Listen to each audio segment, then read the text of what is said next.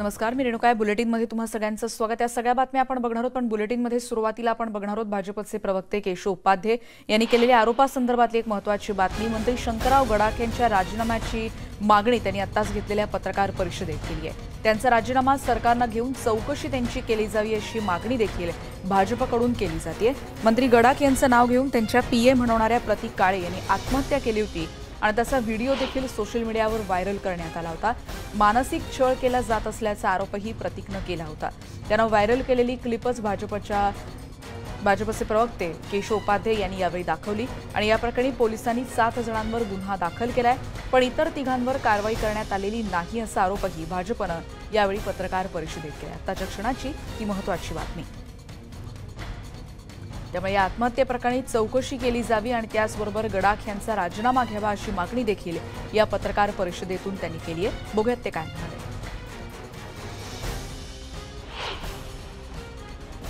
प्रतीक काळे याला जर न्याय द्यायचा असेल तर मुळामध्ये शंकरराव गडाख यांनी तातडीने राजीनामा दिला पाहिजे.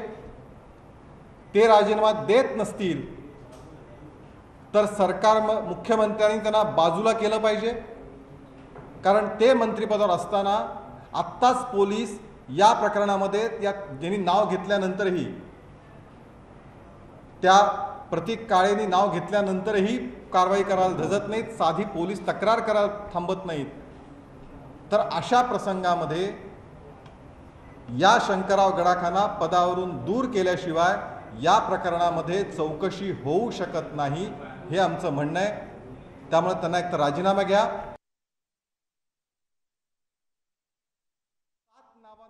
शंकरराव गडाख यांच्यावर केलेले हे सगळे गंभीर आरोप आणि या संदर्भातल्या अधिक प्रतिक्रिया देखील आम्ही तुमच्यापर्यंत पोहोचवणार आहोत.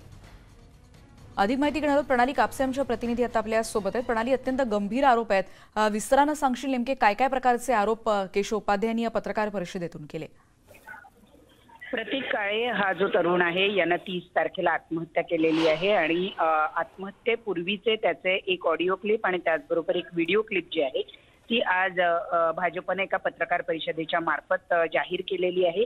या क्लिपमध्ये असं दिसून येते की तो संपूर्ण गडाख कुटुंबियांची नावं घेतोय. त्यांनी माझा मानसिक छळ चालवलेला आहे, मला आत्महत्या करावीशी वाटते आहे.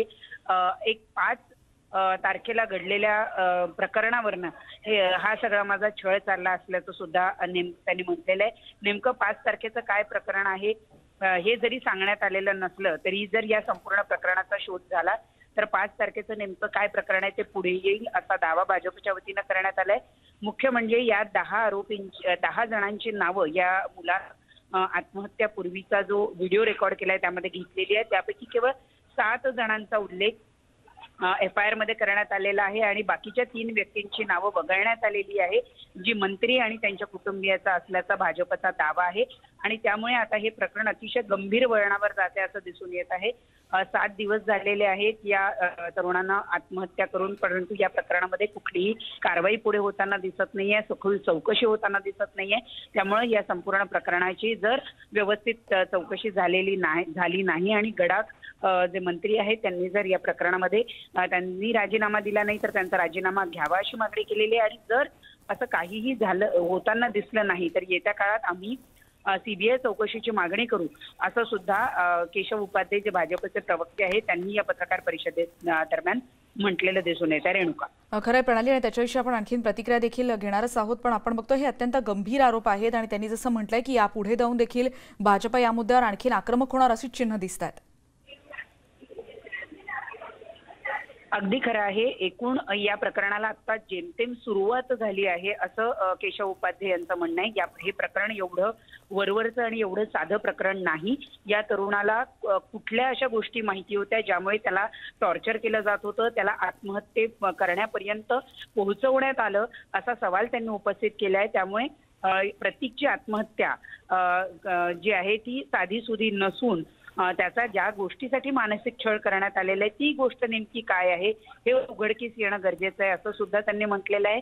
आणि हे प्रकरण केवळ आत्महत्येचं नसून हे प्रकरण अजून खोल बरीच काहीतरी गुपितं घेऊन हा जो तरुण आहे हा यानं आत्महत्या केली असं सुद्धा त्यांनी म्हटलेलं आहे. त्यामुळे त्या शेवटच्या कारणापर्यंत जाणं महत्वाचं आहे आणि त्यापर्यंत आम्ही पोहोचून राहू अशा पद्धतीची प्रतिक्रिया सुद्धा केशव उपाध्ये बरोबर, त्यांनी असं म्हटलं. आणि याविषयीच्या प्रतिक्रिया आपण घ्यायला सुरुवात करतोय. प्रणाली, मनीषा कायंदे आता आपल्या सोबत आहेत. मनीषाताई, तुमची काय प्रतिक्रिया पहिली? कारण शंकरराव गडाखांवर गंभीर आरोप करण्यात आलेत आणि त्यांच्या राजीनाम्याची मागणी होतीये.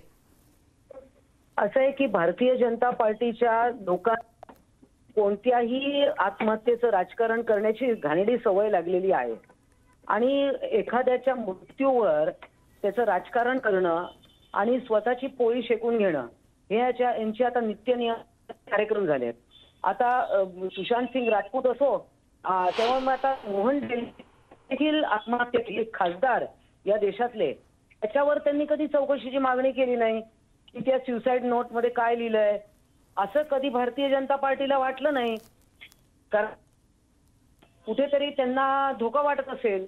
त्याच्यामुळे केशव उपाध्ये काय बोलतात आहे आणि असं आहे की या देशाच्या नागरिकांना न्याय व्यवस्थेवर विश्वास आहे, पोलिसांवर विश्वास आहे, महाराष्ट्र पोलिसांवर विश्वास आहे आणि ज्या गोष्टीचा तपास सुरू आहे त्याची काही कारणं समजलेली नाही आहेत आणि यांना बरी सगळी माहिती असते कारण दिवसभर यांचे हेच उद्योग असतात.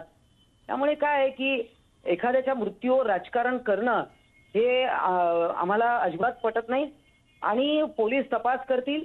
त्या तपासाअंती जे काय बाहेर येईल तपासामध्ये त्याच्यानंतर आपल्याला बोलता येईल या विषयावर. मनीषा, पण त्यांनी असं देखील म्हटलं की त्यांचा मानसिक छळ केला जात होता, म्हणजे इतकी त्यांना त्रास देण्यात आला होता की त्यांना आत्महत्येसारखं पाऊल उचलावं लागलं. हे गंभीर आरोप आहेत असं वाटत नाही का? आणि त्यावर जर इतक्या वेळाने जर ही कारवाई होताना दिसत नाही, त्यांचं असं म्हणणं इतर तिघांवर कारवाई देखील झाली नाही, हे प्रकरण आणखीन गंभीर वाटत नाही का? आणि तसं असेल तर तातडीनं पावलं उचलण्याची गरज वाटत नाही. केशव उपाध्यायांच्या नावाने चिठ्ठी लिहिली आहे का? ज्यांनी आत्महत्या केली त्यांनी काय केशव उपाध्यायांना आदल्या दिवशी सांगितलं होतं की काय? म्हणजे हे मी पुन्हा तेच सांगते की भारतीय जनता पार्टीच्या लोकांचं अतिशय अगदी वाईट किळसवाण्या प्रकारचं हे राजकारण सुरू आहे. एखाद्याचा मृत्यू झाला की त्याच्यावर राजकारण करायचं आणि हे आता लोकांना समजायला लागलंय. असं या सगळ्या तपास गंभीर गोष्टी आहे. एखाद्याची आत्महत्या हा अतिशय गंभीर विषय आहे आणि पोलीस तपास करतील आणि निश्चितच त्या तपास झाल्यानंतर आपण याच्यावर बोलूया. धन्यवाद तुमच्या प्रतिक्रियेबद्दल मनीषाताई. आपण बघतोय की भाजपचे केशव उपाध्यायांनी हा आरोप केलेला आहे. पोलिसांनी आतापर्यंत या सगळ्या प्रकरणात 7 जणांवर गुन्हा दाखल केलाय. इतर तिघांवर कारवाई करण्यात आलेली नाही असं देखील त्यांनी या पत्रकार परिषदेत म्हटलंय. आणि एखाद्याच्या मृत्यूचं राजकारण केलं जात आहे भाजपकडून, हा किळसवाणा प्रकार आहे अशी प्रतिक्रिया आता मनीषा कायंदे यांनी दिली. पुढची बातमी आपण बघणार आहोत नाशिकमध्ये.